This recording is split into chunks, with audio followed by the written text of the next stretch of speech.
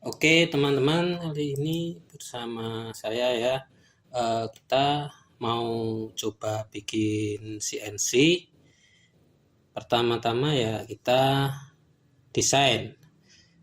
Program yang saya pakai adalah Google SketchUp ya. Jadi untuk bentuk 3 dimensinya saya pakai Google SketchUp. Jadi selama proses desain ini sangat sering ada perubahan. Anda bisa lihat ada beberapa desain yang saya bikin. Kemudian perlu untuk mencari yang menurut kita terbaik gitu ya.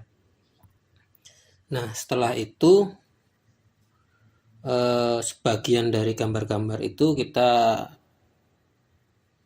gambar ulang dengan AutoCAD ya, untuk membuat pola yang nantinya terus kita bisa potong sesuai dengan kebutuhan dari desain yang bersangkutan.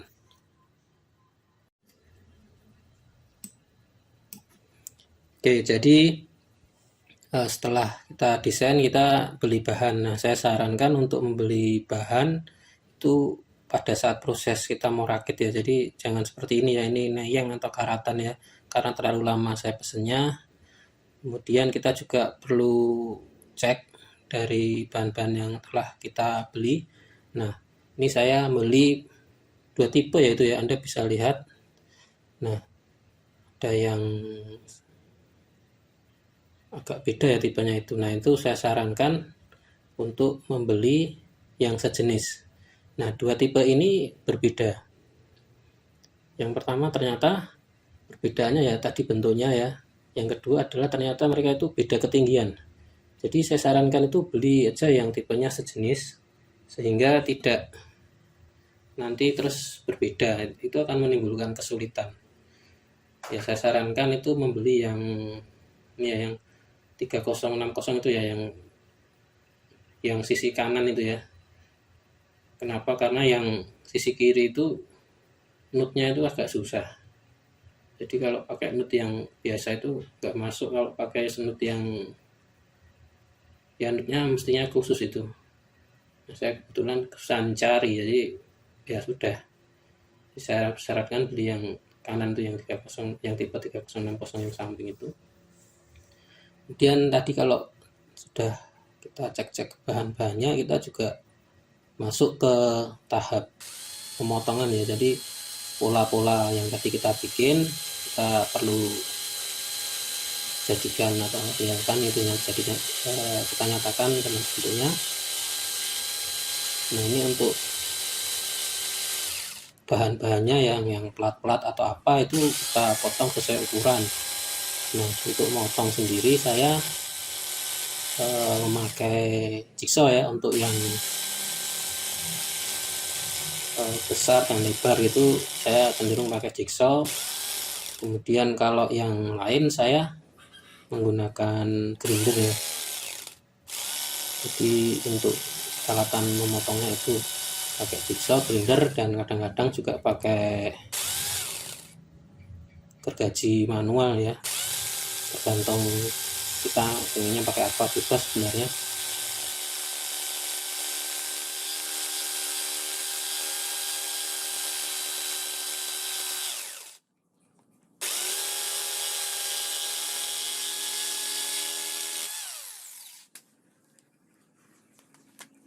Oke, jadi ini gambar yang sudah di print dari AutoCAD 1:1, kemudian kita tempelkan ke bahan atau plat yang ingin kita sesuai potong ya, sesuai pola dari desain yang telah kita buat. Nah ini caranya nempel, saya pakai magnet untuk membantu supaya mempermudah proses penempelan.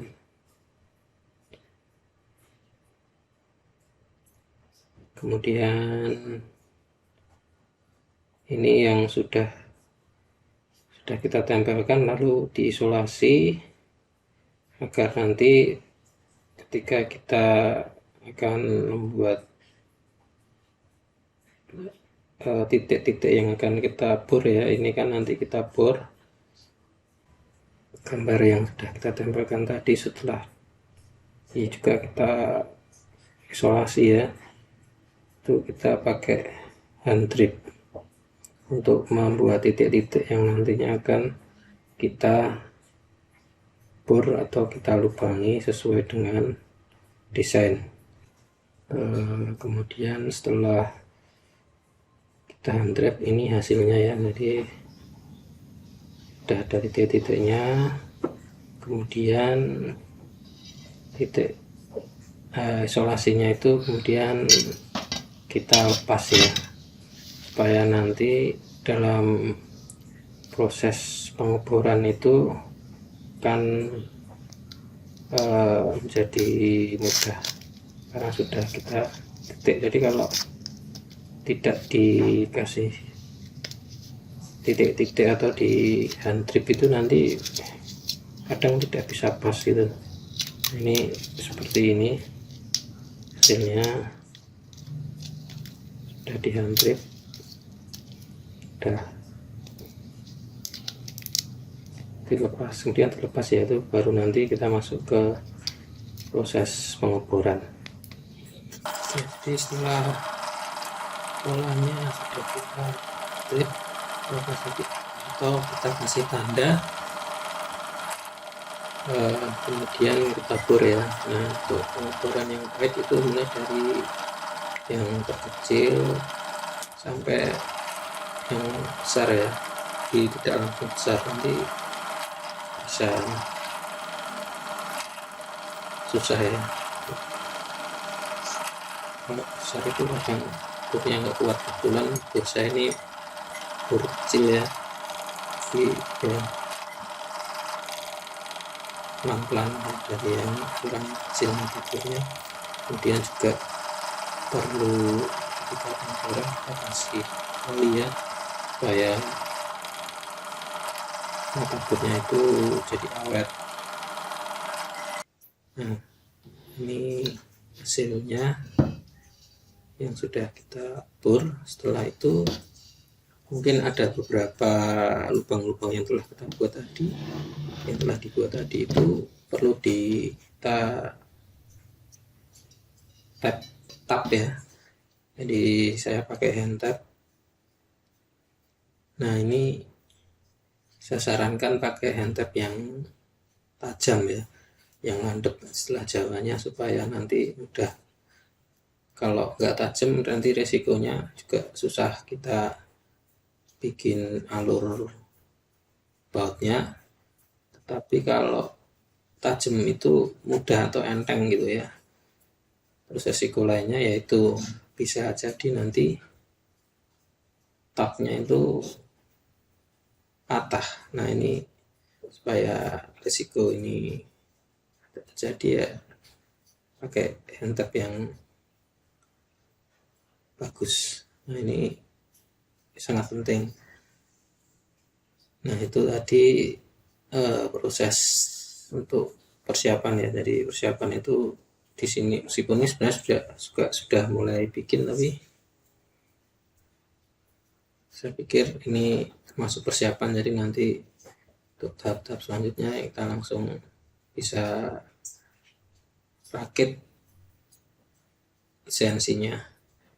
Oke, sekian, terima kasih. Saya bertemu ke bagian selanjutnya.